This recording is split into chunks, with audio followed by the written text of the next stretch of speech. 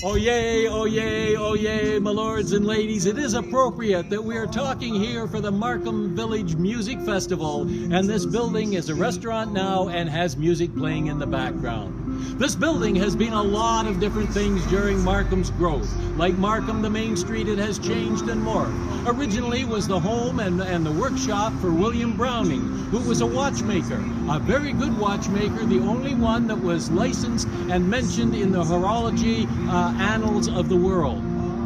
Later on, it was owned by the Women's Institute, and then after that, it was the recruiting station for when the people went off to the war. A lot of the pictures of the men that were leaving have had their pictures taken in their battalions just in front of this building. Later on, it became a library, and I'm told it was the tallest building in the whole village. At least, as a library, it was the one with the most stories. I'm standing in front of St. Andrew's Presbyterian Church. The Presbyterian Church used to be on the south end where the Vets Hall is now. They moved up here because they needed more space and of course have expanded to the new chancel right on this side. Ladies and gentlemen, this is St. Andrew's Presbyterian Church on the east side of Main Street.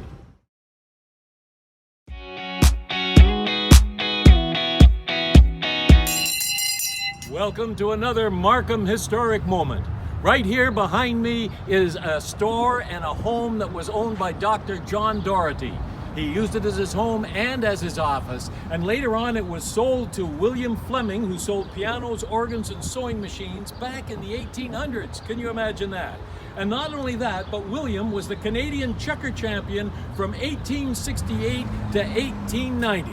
The memorial stone in St. Andrew's Cemetery has a picture of the checkerboard engraved on the side of it.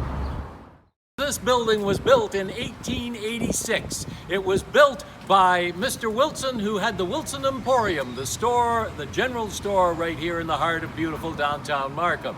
In 1917, it was bought by Dr. John MacDonald, and he used it both as his home and his office. And later on, his daughter also used it. She became a doctor, and she was very much involved in the forming of the CNIB, a little bit of world history right here in the heart of beautiful downtown Markham.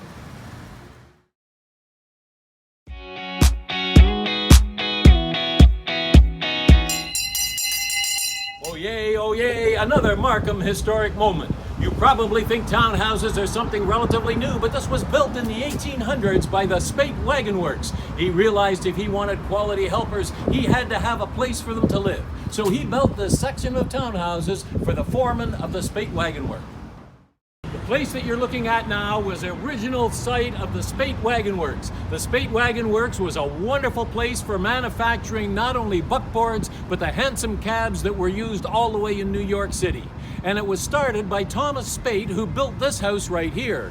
You'll notice it is a board and batten. It's very plain, very simple. Later on, we'll look at his son's house, which is the wedding cake house, very ornate.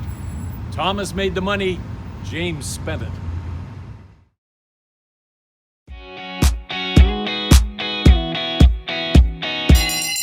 Oh yay, welcome to another Markham moment right here in the heart of beautiful downtown Markham.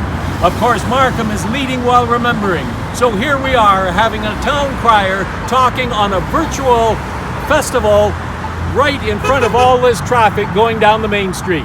Times have changed, but we're still the same people.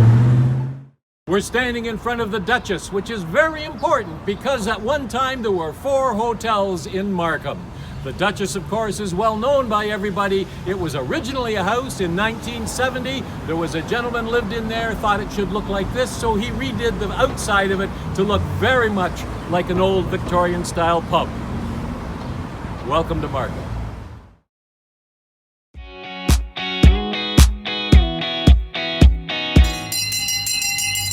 Oh yay, oh yay, oh yay. My lords and ladies, I'm standing in front of the Old Curiosity Tea Shop.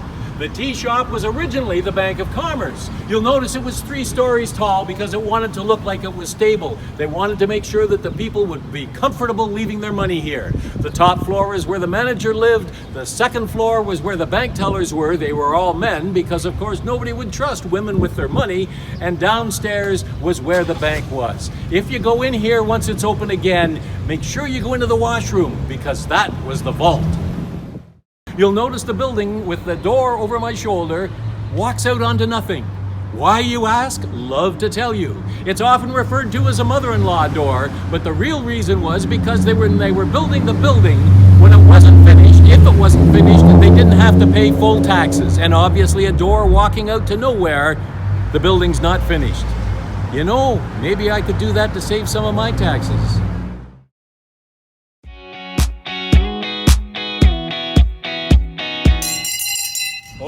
Oh yay, my lords and ladies, welcome to the Wedding Cake House. It's called the Wedding Cake House because of all the ornate work that's done around the side of it.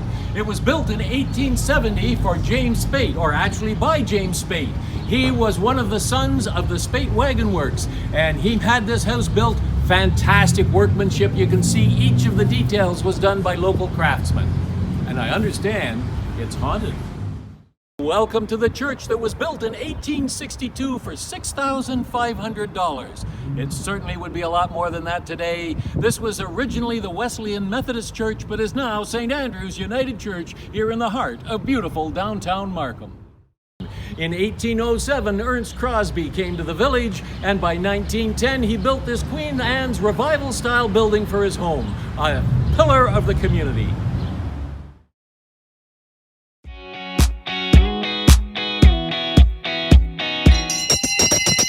Oh yay, my lords and ladies, we're right here on the main street of Markham. And of course, the motto of the town of Markham is leading while remembering. And you can see that this is a leading, bustling community behind me, and yet we are managing to remember what was there before. The historic buildings are all protected, so they can't be torn down. They've got to remain similar to the way they were, such as this building behind me with the boomtown front. That was mighty important to show that this was a bustling community in the area, and it still is. Just a little bit of personal history. This building was a butcher shop. My grandfather was the butcher, and then later on it was a drugstore. He ran the drugstore. Up here was my mother's bedroom, and Uncle Carmen Lewis's, her brother, was in this bedroom window up here. Later on, my grandfather sold this business, and he bought the farm, which is now on Parkway Avenue. I have driven cows down Parkway Avenue when it was the farm lane.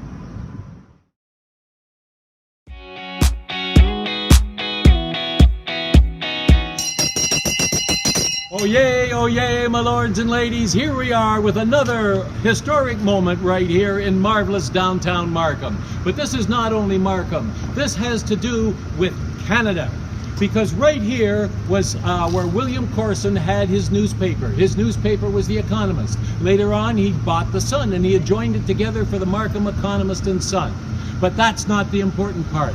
The important part was that Mackenzie was forming a rebellion. He too had a newspaper. He was also the person from government in this area, and he had the Mackenzie Rebellion.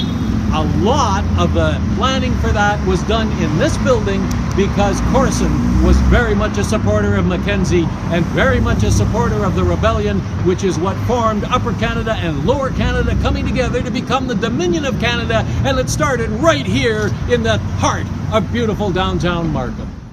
Here we are at another historic moment right here at Robinson and Main Street in the heart of beautiful downtown Markham. Right behind me, you'll see that little building, the house that is in behind this commercial establishment, and that section on the back is where Elizabeth Williamson had her office. What was her office? She was the telephone exchange. She pulled and plugged, and she knew where everybody was.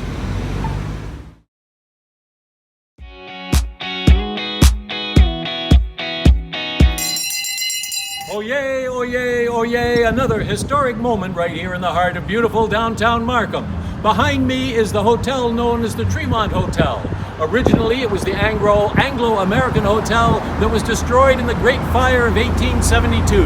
The next year, the Tremont Hotel was built and remained a hotel until 1960.